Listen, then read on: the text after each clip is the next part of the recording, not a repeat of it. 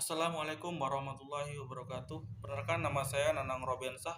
Saya dari kelas PAI 6D dengan NIM 1911115.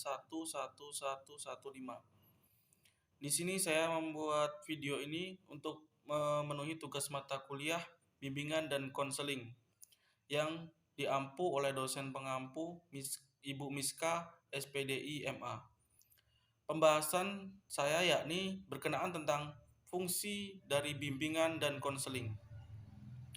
Dilihat dari segi sifatnya, bimbingan dan konseling itu memiliki fungsi. Yang pertama adalah fungsi pencegahan. Layanan bimbingan dapat berfungsi sebagai suatu pencegah.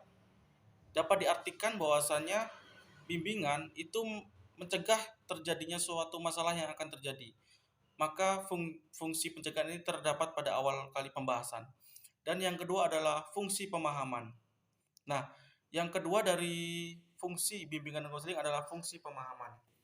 Yang dimaksud dari fungsi bimbingan dan konseling yang akan menghasilkan pemahaman tentang sesuatu, yang dimana sesuatu tersebut tentang pemahaman sesuatu yang dilakukan oleh pihak-pihak tertentu.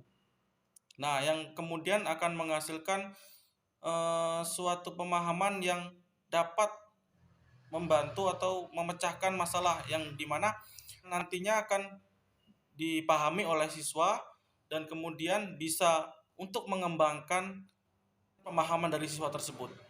Dan yang ketiga adalah fungsi perbaikan. Setelah adanya fungsi pencegahan dan fungsi pemahaman, maka adanya fungsi perbaikan, di mana walaupun setelah ada pencegahan, kemudian ada pemahaman, fungsi perbaikan juga sangat penting dan sangat diperlukan dalam proses bimbingan dan konseling.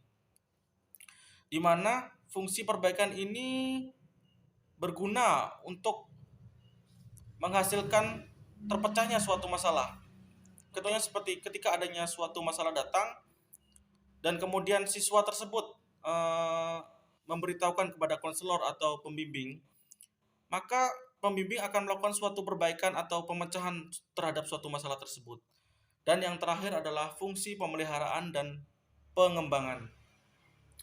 Dari ketiga tadi yang sudah dijelaskan, ada fungsi pencegahan, kemudian fungsi pemahaman, fungsi perbaikan, dan yang terakhir adalah dari fungsi bimbingan dan konseling, yang terakhir adalah fungsi pemeliharaan dan pengembangan.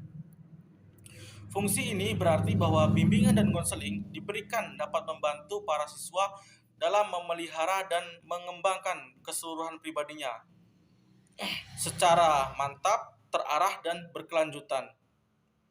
Dengan demikian, dengan adanya fungsi pemeliharaan dan pengembangan, siswa dapat memelihara dan mengembangkan berbagai potensi dan kondisi yang positif dalam rangka mengembangkan dirinya dalam hal memecahkan suatu masalah, atau ketika dia mempunyai suatu problematika atau permasalahan, maka dia dapat berpikir kemudian mencari solusi dan memecahkan masalah tersebut. Nah, itulah dari pembahasan saya, dapat saya ambil kesimpulan bahwasanya fungsi dari pembimbingan dan konseling ini ada 4 fungsi tadi. Adanya fungsi pencegahan, kemudian fungsi pemahaman, fungsi perbaikan, dan fungsi pemeliharaan serta pengembangan. Dari fungsi-fungsi tersebut, bahwasanya bimbingan dan konseling ini memiliki suatu arah tujuan yang dimana ketika ada suatu masalah, maka masalah tersebut dapat terpecahkan dan dapat dicari solusinya seperti apa. Sehingga ketika adanya suatu permasalahan yang terjadi pada diri siswa atau klien, maka konselor akan dapat memahami, kemudian mencelahkan atau mencari solusi yang akan dipecahkan tersebut. Baiklah, mungkin hanya itu yang bisa saya sampaikan. Kurang dan lebihnya saya mohon maaf. Pada Allah saya mohon ampun. Billahi taufiq wal hidayah. Wassalamualaikum warahmatullahi wabarakatuh.